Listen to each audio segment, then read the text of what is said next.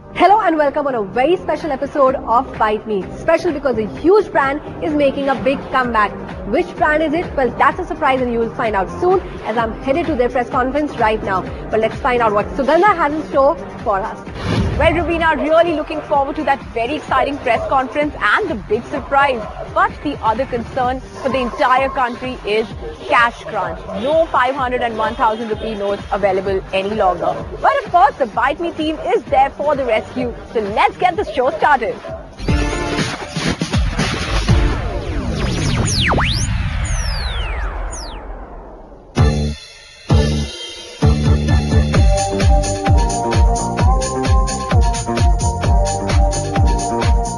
HTC has surprised us with two new phones, the HTC Desire Pro and the HTC Evo 10. Both are very premium phones and very good looking, have the perfect combination of hardware and software.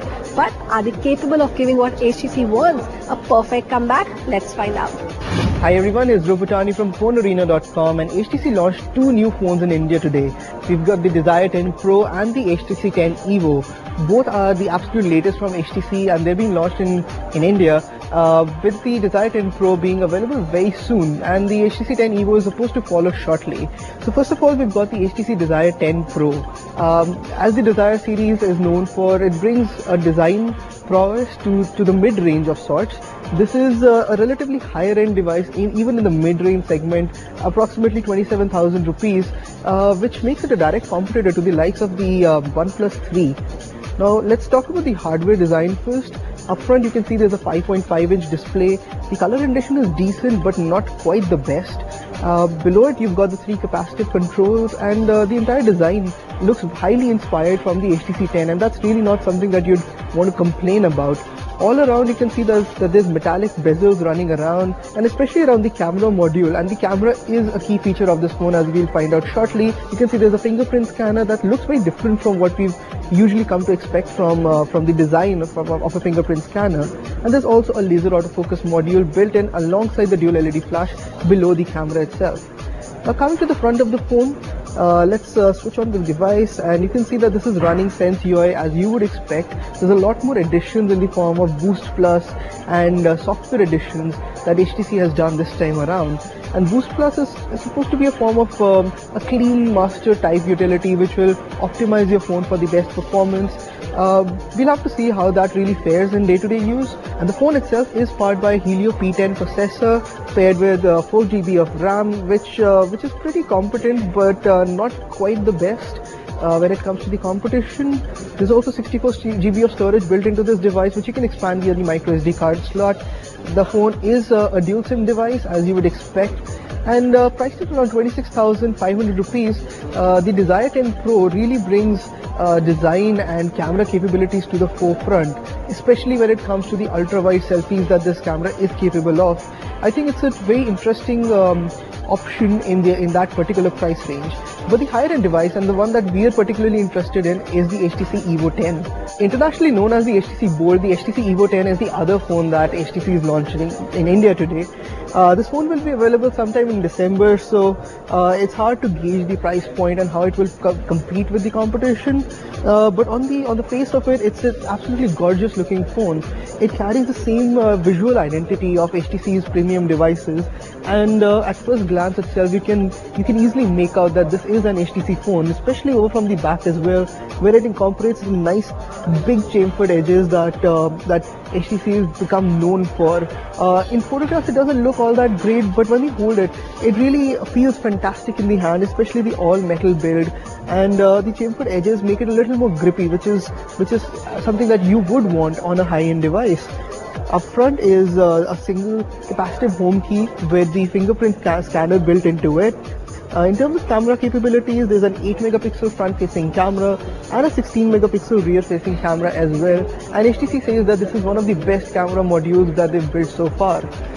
Beyond that, like, the phone is running HTC Sense UI as always. There's nothing new on that front. This is built on the Snapdragon 810 processor with 3 GB of RAM, which is not really cutting-edge hardware, and it'll be interesting to see how HTC positions this device, keeping in mind that the specifications are certainly not absolute flagship grade anymore. Beyond that, the phone does support dual SIM cards, but this is a hybrid SIM card slot. So you'll have to use one of them for a micro SD card slot if you want to expand the storage. And it also brings basic water resistance and splash protection as well. And depending on the price point, this could prove to be a very interesting flagship grade handset in the category. Seems like the two new phones were not the only surprise HTC planned for us. HTC also had the brand ambassador John Abraham here to launch the phones. We also had the opportunity to catch up with John. So let's just first start off with the fact that we've got some very interesting phones from HTC. Yeah. Dramatically different from what anything HTC has done in the last few months. So I'm going to start off with you. What did you really like? What was really impressive? I think today no one buys a phone if it's not good looking, you know. And I think HTC's arguably got the best looking phones. And I don't say this because I endorse the brand, but I genuinely love this, and especially this HTC 10 Evo. What I've always liked about the HTC, and my entire family, and I say this on record, my entire family use HTC.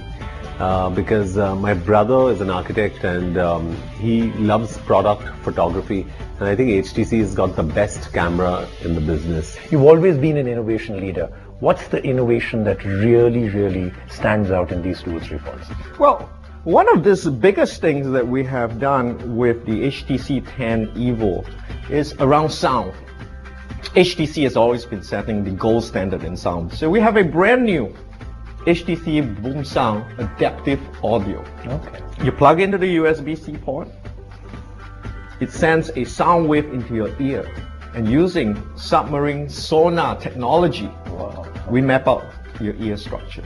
So literally you get personalized earphones.